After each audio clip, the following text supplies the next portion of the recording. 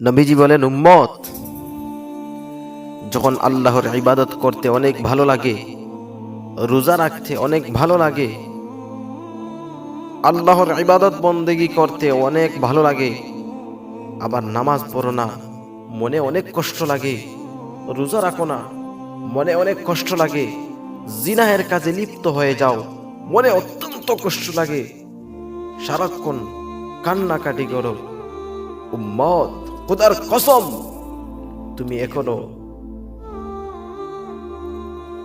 এখনো ইমানদারের কাতারে আছো।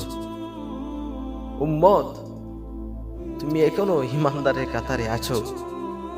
কিন্তু যখন তোমার রোজা না রাখলে মনে কষ্ট লাগবে না, নামাজ না পড়লে মনে কষ্ট লাগবে না, জিনাহের কাজেও পড়ে গেলে তোমার মনে কষ্ট লাগবে না, সারাক্ষণ নামাজ রোজা বাদ দিয়ে নাচ গান ইত্যাদি গুনাহের কাজে লিপ্ত থাকো, মনে কখনো কষ্ট আসে না।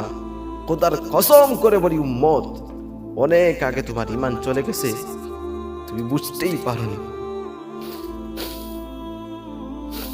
অনেক আগে তোমার ঈমান চলে গেছে, তুমি বুঝতেই পারোনি উম্মত। কখন তোমার ঈমান চলে গেছে তুমি বলতেই পারো না।